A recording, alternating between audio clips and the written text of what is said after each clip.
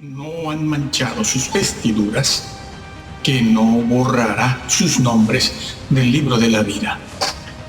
Dice, y querer entrar en el reino eterno con las vestiduras manchadas es no tener cómo presentarse de pie dignamente ante el juez de toda la tierra, sino que es presentarse con vergüenza, lo dice el Señor. Esa palabrita vergüenza no la usamos nosotros, está registrada en la Sagrada Escritura. Ese es el problema, que eso está escrito. Está escrito. Eso está en Apocalipsis 16:15. Sí, para que no nos presentemos con vergüenza. O lo que es lo mismo, es querer entrar en el banquete de boda, sin el vestido de boda. Eso está registrado en Mateo 22:11. Sí. Este señor que entró en el reino sin vestido de boda y que luego Jesús lo manda a echar afuera, lo saca del reino, esta persona es echada afuera porque entró sin la vestidura de boda, sino con un vestido sucio, manchado. Venía del trabajo. En la parábola venía del trabajo. No había ido a casa a cambiarse, a vestirse en la manera adecuada y que exige el ir a una boda, sino que él terminó de trabajar y así como estaba se fue allí a la boda, claro, con vestiduras sucias propias del trabajo. No era un vestido adecuado para estar en una fiesta o una celebración de boda.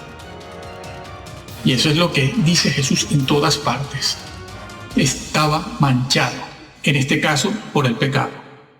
Pues bien, a los fieles de Sardis, el Señor les dice, andarán conmigo. Andarán conmigo. Y después Jesús les promete que jamás borrará sus nombres del libro de la vida. Se los promete, sí. Los que guardan la justicia, es decir, la ley moral de Dios, es decir, los que son santos, esa ley moral, la santidad, la justicia, que fue reiterada, por cierto, y confirmada en el Sermón del Monte, Mateo, desde el capítulo 5 al 7, o lo que es lo mismo, los que guardan la Torá, la justicia de Dios, la santidad de Dios, la ley de Dios, esos son los dignos de no ser borrados del libro de la vida. Y andarán con Jesús con ropas y vestiduras blancas. Andaban con vestiduras blancas en la tierra y serán revestidos nuevamente con vestiduras blancas en el reino, porque para andar con Jesús se ha de ser santo, como Jesús lo fue en toda su santa manera de vivir completamente. Y era un carpintero, no era un monje. Se mezcló con nosotros, anduvo con nosotros. Pues bien, es por eso que en Apocalipsis 16:15 vuelve el Señor a exhortarnos, a amonestarnos y a advertirnos a mantener las vestiduras blancas. Sí. Él no dice, bueno, ya estás justificado. No, dice, mantén las vestiduras blancas, sin contaminación con las cosas del mundo, con el propósito de no llegar a pasar vergüenza en el día del juicio, el juicio que se nos hará a toditos. Sí.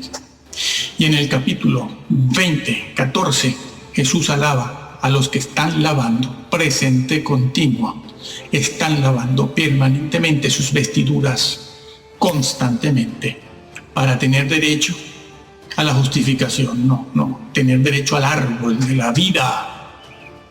No dice que tienen que nacer de nuevo, no dice nada de eso, sino que tenemos que vivir en arrepentimiento, velando y apartándonos del mundo.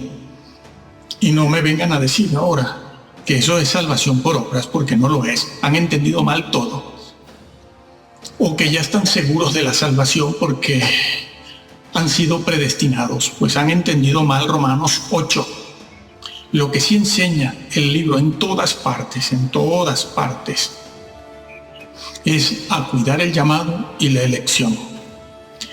Y harán bien los líderes, sobre todo los mayores, los de mayor edad, los de más edad, los viejos, en empezar a decirle a los creyentes que deben conocer bien la sangre de Jesús, deben conocer bien a la persona de Jesús. Dios sí puede ser conocido.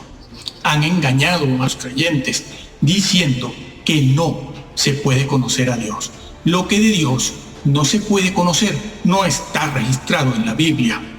Y lo que sí está registrado es porque se puede y se debe y está ahí para conocerlo, Tienen que empezar por ahí a conocer la persona de Jesús y su sangre, que es un tema bastante largo, y empezar a adorarle en espíritu y en verdad, sin tanto cainismo, sin tantos bailes, danzas y música. Nos va a pasar como a Usa. Murió llevando el arca, en pleno jolgorio y celebración. Sí. Cuando en Apocalipsis 7:14 aparece una multitud de creyentes ante el trono de Dios, allí en Apocalipsis aparece una gran multitud de los salvados. En el cielo, el apóstol Juan, que está teniendo esa visión, pregunta: ¿quiénes son ellos? Y el Señor de la Gloria no le dice que esa multitud son los que fueron justificados por la fe, o los que aceptaron Juan 3:16, sino que se le dice al apóstol Juan, se le dice a él, que esos son los que lavaron sus vestiduras en la sangre de Jesús. El original griego: han estado lavando sus vestiduras. Sí, en la sangre de Jesús, como dice el versículo que tratamos anteriormente, para tener derecho. Sí, al árbol de la vida. Es decir, habían estado velando, cuidando su santidad, su boquita y sus ojitos, para no contaminarse con el mundo, con la tele, con los vídeos, con el Facebook. En el Facebook las fantasías vuelan y se multiplican en forma geométrica. Y eso es lo que se le recomienda a la iglesia de Sardis: velar. Lo dice el Señor: velan y que velen. Aquella multitud lavaba sus vestiduras en la sangre de Jesús, el santo, el bendito. En Jesús, el comandante de los ejércitos celestiales, sí, nada menos, el comandante en jefe supremo. Sí, él es comandante. Jesús no es ningún tonto, ni es menso, ni es amanerado. Ay, crean en mí, por favor. No, es un guerrero. Apareció en el campamento de Josué, sucesor de Moisés. Es allí donde se dice que él es el ángel de Yahvé, el comandante en jefe de los ejércitos celestiales. Se le aparece a Josué, y cuando Josué lo ve, presiente algo y le pregunta: ¿quién eres? Y el comandante en jefe de los ejércitos celestiales le dice: quita tu calzado porque estás en tierra santa, estás pisando suelo santo. ¿Y sabes cómo lo vio Josué? Con la espada en la mano. Sí. Ay, espada no queremos guerra. Ay, amor, seamos todos uno, ecumenismo, paz, amor. Ay, no. Sí. Esa es nuestra valentía. ¿Qué pasaría si vinieran a degollarnos por aquí? Pues sí, se le apareció a Josué con una espada, un guerrero, porque estaba en guerra. Y así vendrá. Sí, hay que decirlo porque está dicho: vendrá con la espada de su boca. Ya pudo haber dicho la espada del Espíritu también, pero dice la espada de su boca. Y también dice esa porción de la Escritura que con esa espada va a matar a un montón de gente. Léelo, Apocalipsis del 18 en adelante. Va a matar gente, sí, va a matar. Ya no vendrá, no entrará con un burrito manso, viene en caballo de guerra. Alábalo, porque no existe ser más gallardo, más valiente, más combatiente como Jesús, el Mesías, el Hijo de Dios, y reflexiona sobre él, sobre lo que él hizo, que él solo, escucha, él solo en su humanidad venció a todo un vasto ejército de poderosísimos ángeles rebeldes de las tinieblas, poderosísimos.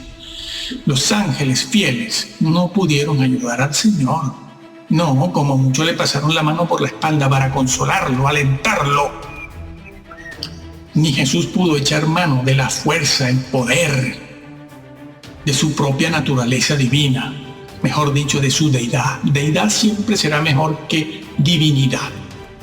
Jesús no pudo echar mano de su naturaleza divina, de su deidad, para poder mitigar, para poder sobrepasar todas aquellas situaciones de sufrimiento, dolor horribles. La flagelación, la cruz.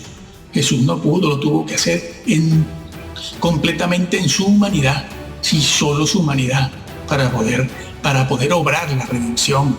Así que alábalo a él. Menos salto, menos canto y más doctrina sobre la persona del Señor.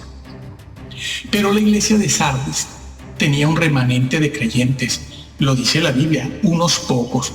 Remanente es una verdad bíblica que cruza la Sagrada Escritura de tapa a tapa, de que a pesar de que en el pueblo de Dios siempre hay muchos, será un remanente el que se salve. Esa es una verdad bíblica siempre, un remanente. Eso que nosotros decimos 4 gatos, no lo decimos nosotros, es que eso también está escrito. Ese es el problema que tienen. No es que seamos negativos, no, son 4 gatos, un remanente. Pues bien, esos que han sido fieles, ese remanente que hacen la voluntad de Dios, van a ser revestidos con vestiduras blancas. Esta segunda vestidura blanca con la que son revestidos por el Señor en el mismísimo cielo, no se refiere a una nueva conversión, Dios mío, como si estuviesen reconvirtiéndose en el reino eterno, sino que es el vestido o el sello de aprobación de la santidad de esos creyentes que fueron santos en toda su forma y manera de vivir. Y además, en la Biblia, el obtener la vida eterna se califica muchas veces de premio. Nosotros entendemos por premio alguna cosita extra que nos damos. Incluso he visto a los creyentes que se dan el lujo de despreciarlo. Dicen, bueno, yo voy a pecar un poquito por aquí y si no obtengo premios no importa. Yo con un rincón me conformo. Los rincones no están en el cielo, están en las cavernas. Y además es ir contra el propósito de la predestinación. Decir una cosa como esa es blasfemar, ¿lo sabías? Esa es una blasfemia. Quien diga eso no entra. Sí, lean bien Romanos 8 y también Primera de Corintios 3. Pero bien, exégesis desde el griego. Bien, el Señor les dice, no borraré sus nombres del libro de la vida y confesaré sus nombres delante de mi Padre y de los ángeles, sí. Así que decimos aquí que somos predestinados para ser como el Mesías, Jesús, sí, ese que se ha puesto de moda decir Hamashiach. Los más cristianos dicen ahora Hamashiach, ¿no? Copiándose de los mesiánicos, porque así lucimos más teólogos que nunca.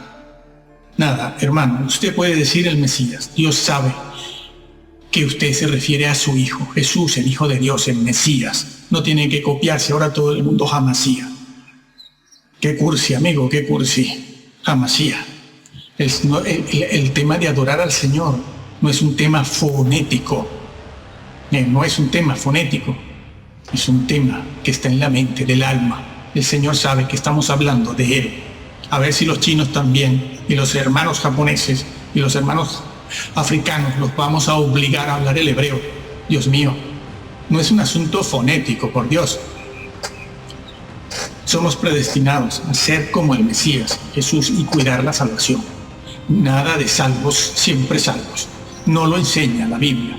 tergiversar lo enseñado en el libro de Apocalipsis sobre las vestiduras blancas y sobre el libro de la vida, diciendo que bueno, al final todos morimos con algún pecado, para darles después la razón a los reformadores calvinistas, que nadie, muy pocos saben lo que ellos enseñaron, es causa de condenación. Están edificando con madera y hojarasca y alguno está destruyendo.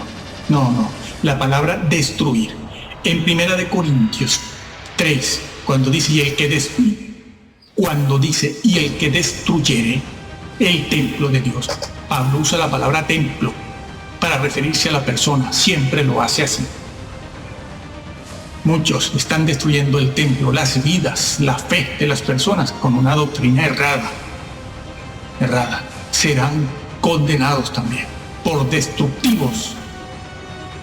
Nosotros concluimos aquí diciendo que el libro del Apocalipsis termina con una soberana y severa advertencia, una seria amonestación y también bendición para los que lo lean, lo crean y respeten toda la doctrina en el contenido. No todo el libro es simbólico. Muchas partes son históricas y otras partes son literales. Pidan la iluminación del Espíritu Santo, que al final no se hace tan difícil saber lo que ese libro dice. No quites, hermano, no agregues. Léelo, créelo, practícalo tal cual te lo encuentras, tal cual fue escrito para todos. Su interpretación, por lo general, más de la mitad, no pertenece a una élite teológica, ni a estos modernos mesiánicos. Acércate al Señor, búscalo, ámale. Jesús, solo Jesús, en la Trinidad. Solo Jesús obró la redención, solito Él en su humanidad. Y Él es una de las personas de la Trinidad. Pero solo Jesús, que en tu iglesia se hable solo de Jesús. Si hablan de otras cosas, tú también te haces corresponsable de una iglesia mediocre o de una iglesia que el Señor rechaza, como varias de las que están en el libro de Apocalipsis. Amén.